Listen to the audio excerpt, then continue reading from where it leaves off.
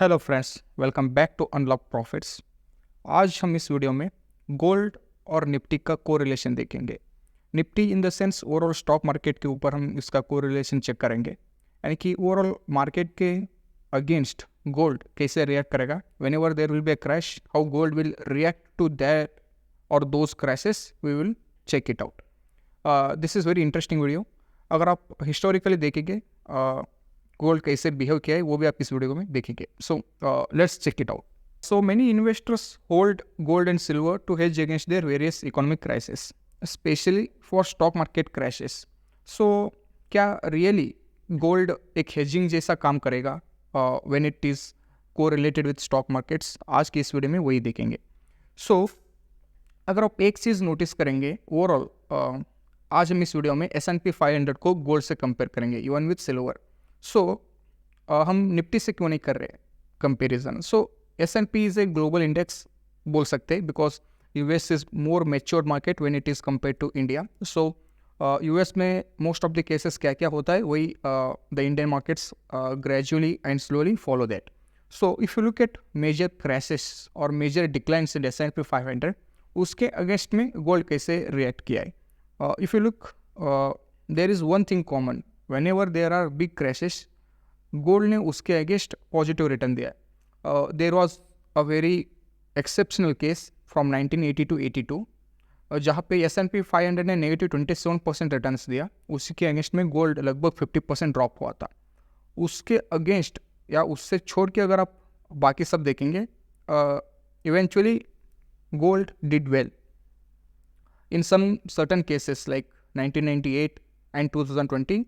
Gold ने slightly, यानी कि we can say slight, very little negative returns दिया, बट उसके अगेंस्ट में अगर आप मार्केट देखेंगे तो 19%, 33% रिस्पेक्टिवली डाउन थे।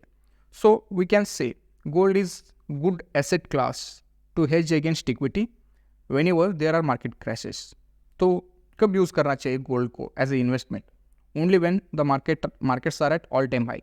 अगर आप करंट सिनेरियो लिखेंगे तो मार्केट्स ऑल टाइम हाई पे है, सो तब गोल्ड बाई करना सही रहेगा। सो odds are high that gold won't fall during a stock market crash, and in fact it will likely to rise instead, because this is one among the best asset class to hedge. Silver के ऊपर अगर हम बात करें, it depends whether it is bull market और bear market. अगर आप यहाँ पे देखेंगे, सिल्वर वॉलेटाइल था, आई एग्री, और उसी के साथ लिनियर रिटर्न्स नहीं है सिल्वर में, कभी पॉजिटिव कभी negative. So in the most of cases silver aligned with S&P 500, यानी कि S&P 500 गिरा तो सिल्वर भी गिर चुका है, अगर वो राइज किया ये भी राइज किया है, but the ratio is very little. मतलब जितना S&P 500 गिरा उससे कम सिल्वर गिरा है। So silver can't be used for hedging, but gold can be used for hedging. एक और चीज़ अगर आप देखेंगे, this is the past data. If you look at correlation in short term, अगर आप शॉर्ट टर्म में देखेंगे, गोल्ड एंड इवन इक्विटी दोनों अपोजिट डायरेक्शन में मूव करेंगे, बट अगर आप देखेंगे in the longer term both will do positive, both will give positive returns, but when it's up to stock market they will give you more returns as compare to gold. एक और चीज़ अगर आप देखेंगे, emerging markets. So this thing may not be true for emerging markets. अगर आप matured market में देखेंगे, over the period of time gold and even equities will do well in the longer run.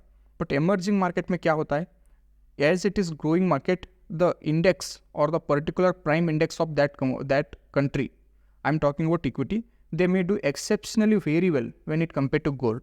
Gold कभी कभी अच्छा खासा return ना दे, positive returns ना दे, but if you look at their equity, they will do exceptionally well because the growth inside that country or that GDP. So this is what the correlation between gold and equities. So thanks for watching. God bless you all.